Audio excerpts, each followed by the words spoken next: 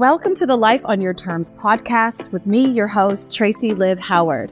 My intention is that each episode helps you remember who you are and serves to inspire and support you to reach your most important goals and live life on your terms.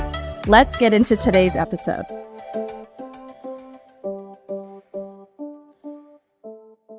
You probably aren't the first one.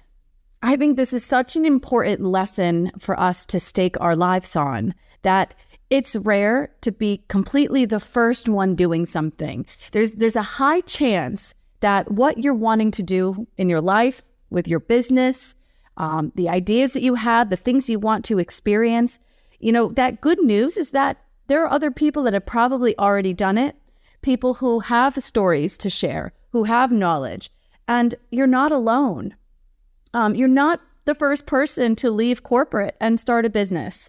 You are not the first person who didn't go to college and created financial success. You're not the first person to move abroad. There are people that have gone first. Catherine Switzer became the first woman to officially run the Boston Marathon in 1967. She was the first. She was actually attacked by the race manager, Jock Semple, and assaulted, who was trying to grab her and pull her out of the race. There was a lot of negative views of women who did exercise for long distance running related to their body. Some people believed a woman's uterus would fall out if she ran too long.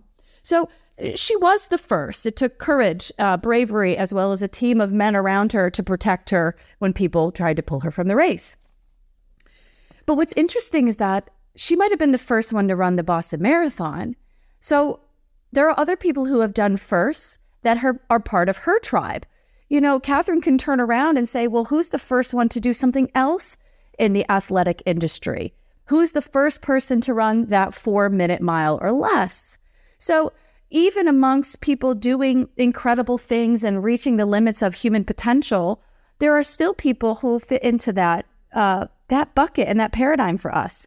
And I think it's such a relief in my experiences when I started to act on my truth and really change my life in a way that was non-traditional, was really kind of out of the ordinary to anyone that I knew growing up with, and my family.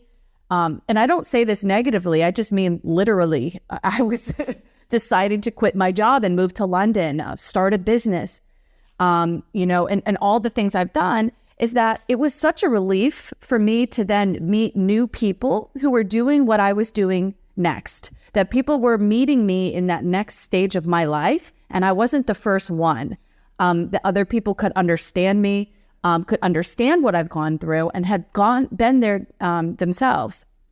And so I want you to get your eyes off of all the people that you know right now. They might not understand what you're about to do or go through. That's okay. I want you to turn to your left or to your right and look around and think, well, who's done it already before? Who can I go and connect with who has done something that I want to do?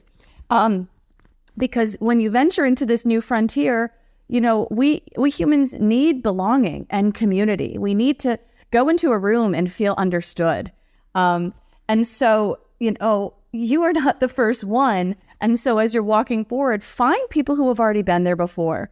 As I started to get ready to record this podcast, I started YouTubing how to be successful at podcasting. What have people learned before that I don't need to make all those mistakes or errors, but they've already created successful podcasts. What can I do to mirror that?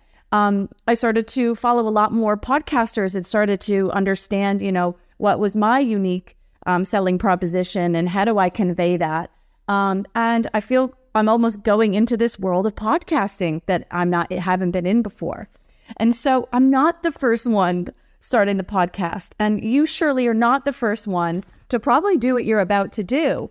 And so the best advice would be, as you're acting on your truth to change your life and change your reality, get your eyes off of the people who maybe were the old way that you were doing things, your old life, that the way that you used to be, and start to turn your attention to the people and the tribe and the communities of where you want to be next. That energy and that power is going to propel you forward, and you will not only not feel lonely, you will feel happier, you'll feel connected, you'll learn faster, you will be creating the results you're wanting because you're going to be rubbing elbows and hanging out with people who are already there.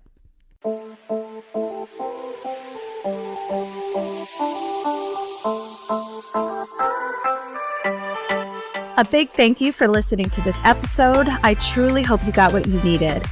If you want to get more from me each week, make sure you subscribe so you don't miss any episodes or bonus content. To be notified of new episodes, workshop opportunities, and more, subscribe to my email list by heading to the link in this episode description.